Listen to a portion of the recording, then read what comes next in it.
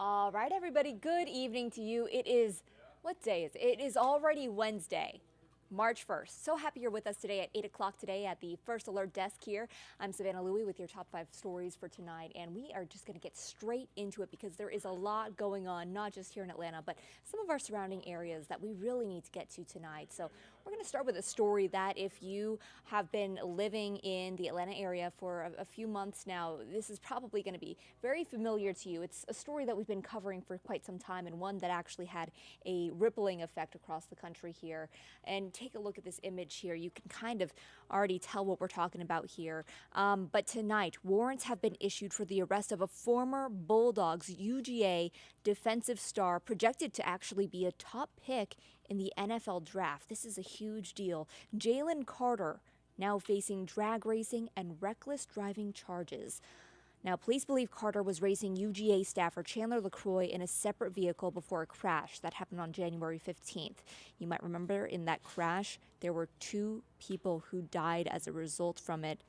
Just for some background here, police say Carter was in one car and was racing Chandler LaCroix in another vehicle. An investigation found that they were both weaving through lanes, driving from downtown Athens at very high speeds against traffic at certain times. Police say that LaCroix herself was driving upwards of 100 miles an hour before she hit a curb and crashed. Investigators found her blood alcohol concentration was 0.197. That's more than twice the legal limit. But again, now we are waiting for Jalen Carter to turn himself in. Again, this incident first happened on January 15th, just hours after the football team paraded through Athens as they were celebrating their 2nd straight national championship. Now, because these would be misdemeanor charges, Jalen Carter would have to book himself into jail very briefly to take fingerprints. He would also need to take a mugshot. Police officials have talked with Carter. They do believe that he will comply with the arrest warrants today. So he could show up at that jail at any moment if he has not already. Now, Carter addressed this statement today. He released a statement here. I'm going to throw it up real fast so you can see on your screen. But he says in part, quote, "It is my intention to return to Athens to answer the misdemeanor charges against me and to make certain that the complete and accurate truth is presented." And you can see that full quote again on your screen. This is pretty remarkable, especially because Carter was projected to be a top pick in the upcoming NFL draft. So he's flying back to the Atlanta area specifically to address this. We do have a reporter, Tori Cooper. She's out at the scene right now. She's going to be covering this story for us in our evening newscast tonight at 10 o'clock on Peachtree TV, as well as WANF at 11 o'clock. She's going to be bringing us the very latest details on this tragic situation here. There's a lot to dig through, and we're going to bring you all of the latest. So hopefully you can stay with us for the rest of that. All right, now I want to get to a story that was breaking earlier today, and I actually don't have any video for this, so I'm just going to talk all of us through this. A very odd, peculiar story with little details at the moment, but a teenager in Lawrenceville was found dead inside their home with apparent gunshot wounds. The Gwinnett County Police Department is currently investigating. We're told that officers located that teen on Payton Mill Trail around 1 p.m. today. Now, that teenager was first reported missing earlier this morning. No other details have been released at this time. We don't know who exactly that teenager was, but I will say we do have reporter Yasmina Alston covering this story for us tonight. She's out there at the scene as well, just getting those details, trying to find out more about who this family is, how this may have happened, and any other further information that we can glean from either the neighborhood or police. And we're going to have that story for you again later tonight at 9 and 10 o'clock on Peachtree TV, as well as WANF at 11 o'clock. All right, let's whip on through to our third story of the evening.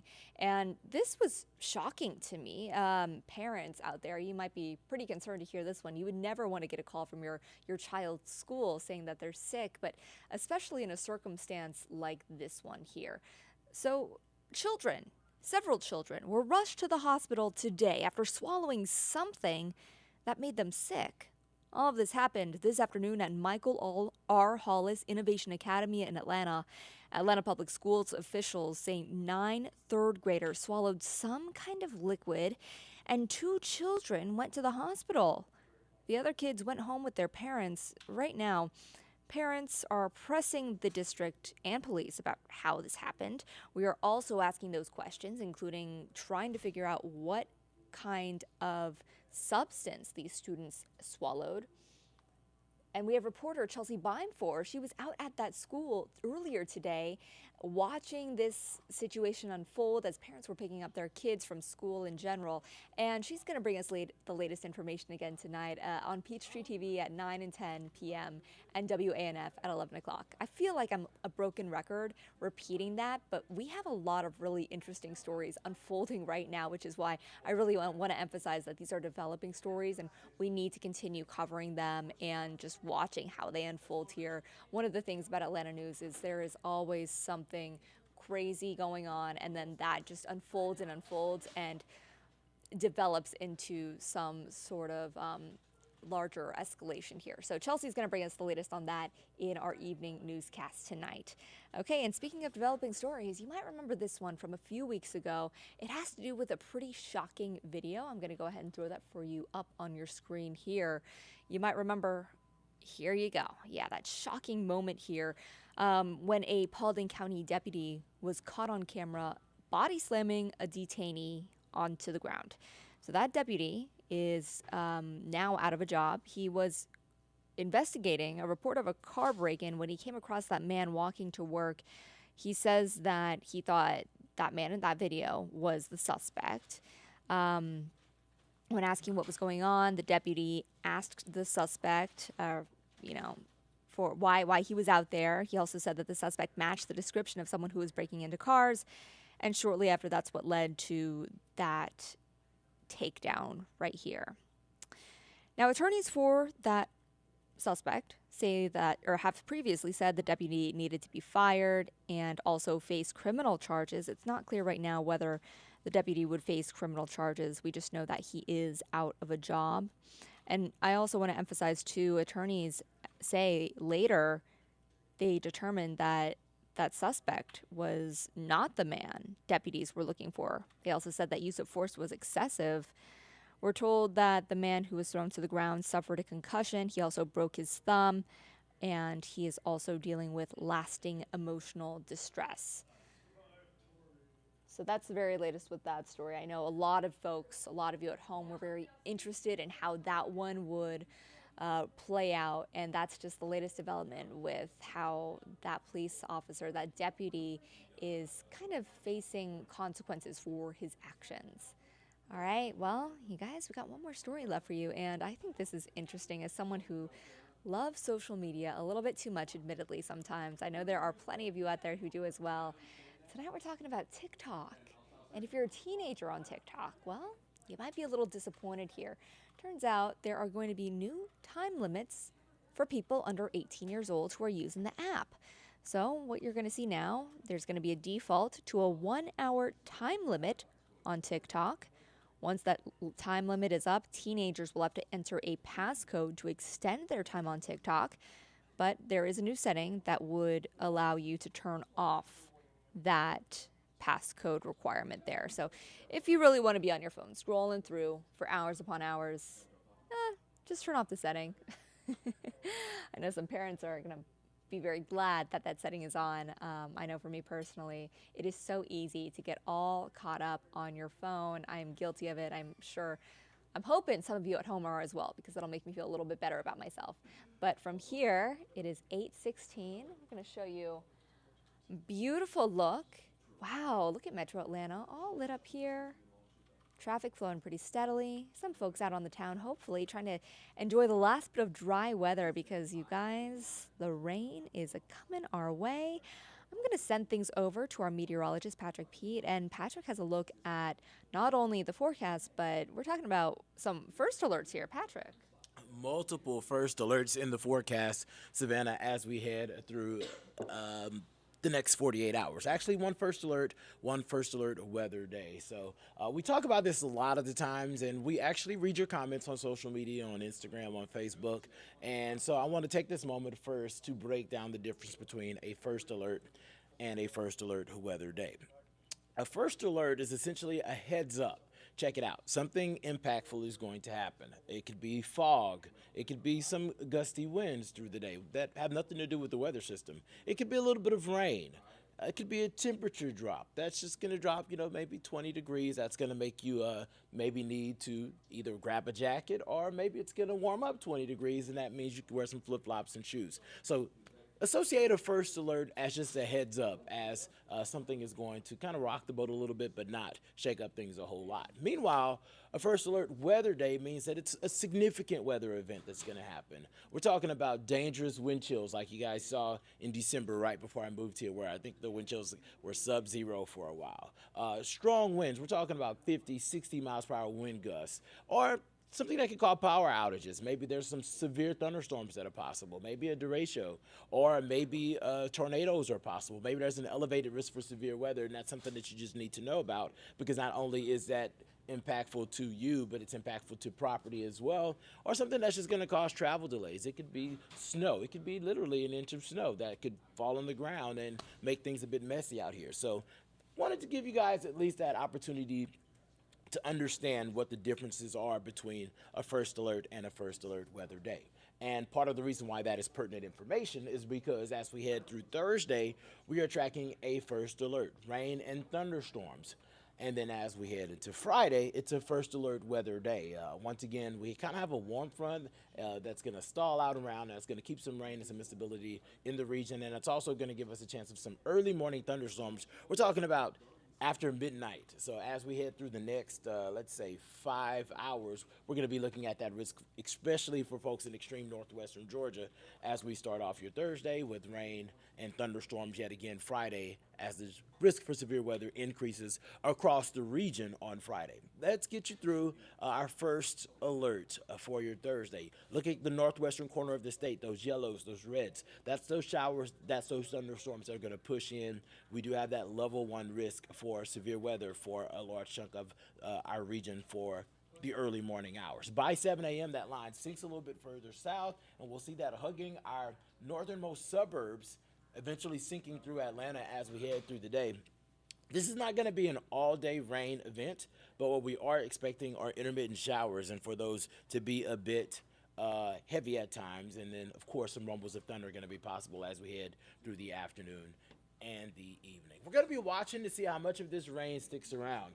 I know that this is kind of a crazy thing to wish for, but the more that the rain sticks around through the evening and into the start of Friday, and if we could keep that cloud deck pretty thick, that could kind of at least relax our atmosphere enough for the severe weather risk to temper down on Friday. So what we want is clouds. We want rain to linger throughout all of Thursday.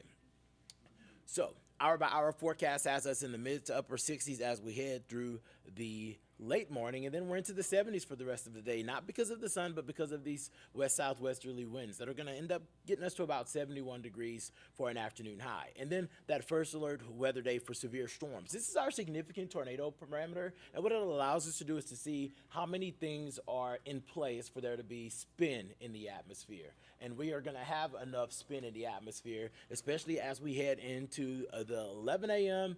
to about 2 p.m. time frame. You can see those elevated colors that's allowing us to know that these thunderstorms could be rotating. So we'll be watching for that on radar through the day. The Storm Prediction Center has us under that level 2 out of 5 risk for damaging wind, heavy rain, and isolated tornadoes. So if you haven't downloaded that First Alert Weather app, this is the perfect time to do it, because not only are we going to be updating it hour by hour for you, but it's going to be an hour by hour forecast for where you are. Here's how we get through your Friday. We're expecting southerly flow to be a bit aggressive before the front pushes through. Radar or some of our model guidances has those winds gusting 45 plus miles per hour at times throughout the day on Friday before the energy moves in. So cloudy with some stray sprinkles, but that first alert weather day really starts to go in effect as we head towards the mid-morning, as that line of showers and thunderstorms will develop along that cold front and slide into the extreme northwestern corner of the state. That's going to push a little bit further south and east as we get closer to around lunchtime, and that's going to impact it down. We don't expect the line to be cohesive the entire time it passes through Georgia, but where those thunderstorms will hold on, we're talking about heavy rain, we're talking about strong wind, and we're talking about the ability for those thunderstorms to rotate. So that front will eventually push out as we head into your Friday evening. We'll have some clearing on the backside of that, and temperatures will cool a bit. Now we're going to be watching that northwestern corridor of the state for excessive rainfall, because we're going to see them get a lot of this earlier, faster, and longer than the rest of us. So those rain totals have been looking the same for the last couple of days.